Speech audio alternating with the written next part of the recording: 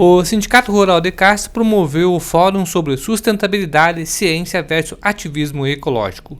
O fórum foi realizado no Café do Produtor do Sindicato Rural de Castro na última quarta-feira, dia 3 de agosto.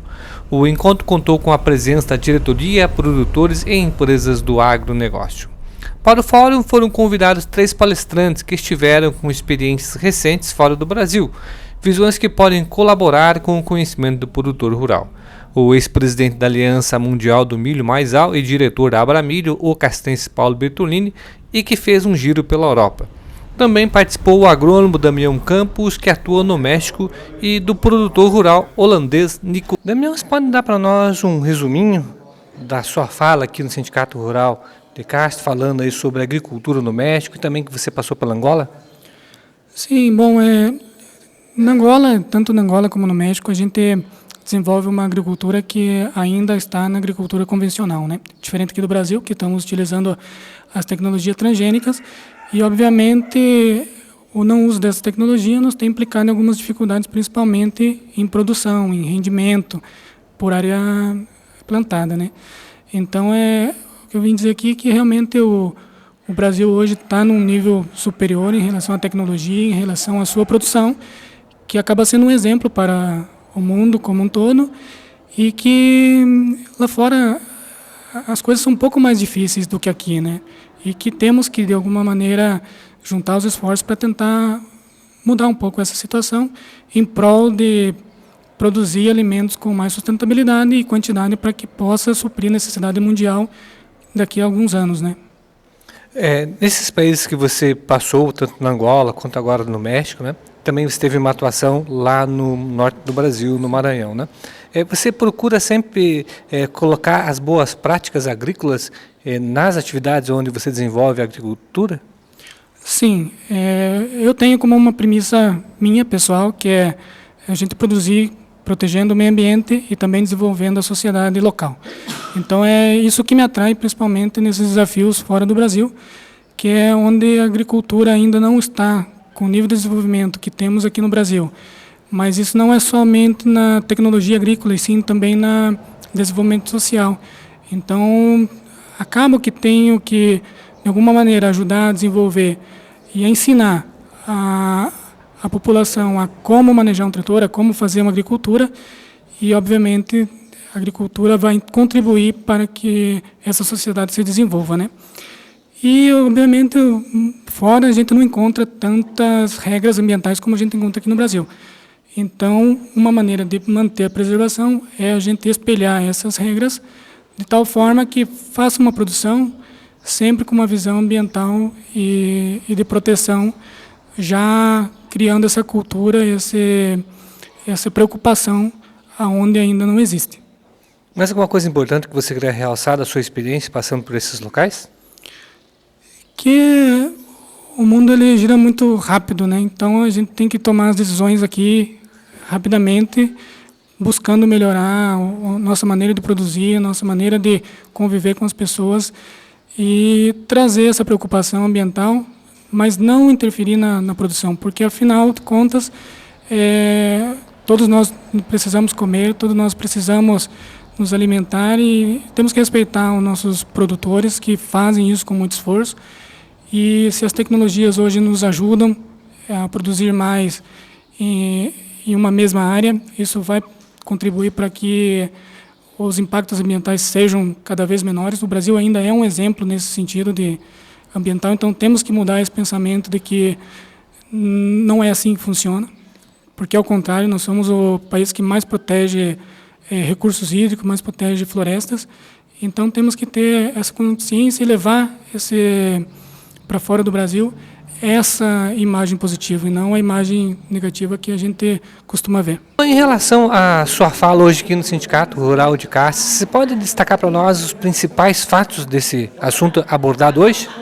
A gente falou um pouquinho da Mais-Ol, né, da minha presidência durante esse último ano na Mais-Ol, que é a Aliança Internacional do Milho, que reúne três países, o Brasil, Argentina e Estados Unidos, que são responsáveis por 50% da produção mundial do milho e esse ano 80% do comércio internacional desse produto. Então, a gente falou dessa experiência internacional, da ação da Maisol em instituições como a FAO, também sobre o comércio exterior, sobre os países da União Europeia, das missões que foram feitas durante esse ano para a Europa e também para os Estados Unidos e Argentina.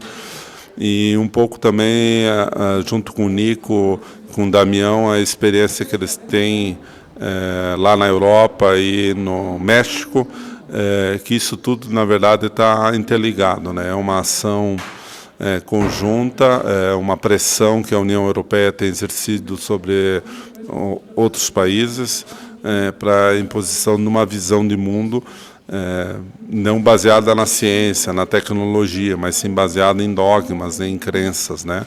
Então, a agricultura sustentável que nós desenvolvemos no Brasil, que utiliza biotecnologia, transgenia, mais logo à frente, edição de genes e também plantio direto e outras técnicas, no nosso entender, é uma agricultura bastante sustentável.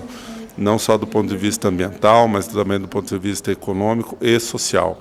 Então, a gente está numa encruzilhada de pressões recebidas da União Europeia, em função do Green Deal, que é o Acordo Verde Europeu, que tem uma parte de impacto sobre a agricultura, que é de Farm to Fork Policy, que é a política da fazenda para a mesa, né, da fazenda para o garfo, onde eles querem reduzir o uso de fertilizantes e também de pesticidas e aumentar a agricultura orgânica lá em 25%. Só que isso vai ter um impacto violento na produtividade, na saúde das plantas e na segurança alimentar. E só que essa visão ela está sendo imposta para outros países, os países que exportam para a União Europeia, que sigam o mesmo alinhamento do que eles têm tomado. Então, esse fórum discutiu basicamente isso, o que o Nico está sentindo lá na pele como agricultor da Holanda, o que o Damião, que passou pela África, também tem uma influência europeia, apesar da fome ser muito grande na África, a legislação lá, toda ela é baseada no que a Europa define, e agora no México, que tem um governo de extrema esquerda e que também está seguindo essa linha, por exemplo, no banimento do glifosato a partir de 2024, também na proibição da importação de produtos de origem de biotecnologia e a proibição do cultivo de biotecnologia lá dentro do México. Então, tudo isso está conectado. Então, foi um momento bastante interessante, onde a gente pôde compartilhar essas experiências e essas visões e poder criar um alerta, né, para os agricultores aqui do Brasil, em especial da nossa região, o que está por vir aí, numa eventual transição por um governo mais radical, com uma visão mais de esquerda, de mais controle, mais Estado, mais regulamentação e menos ciência, mais dogma e menos ciência.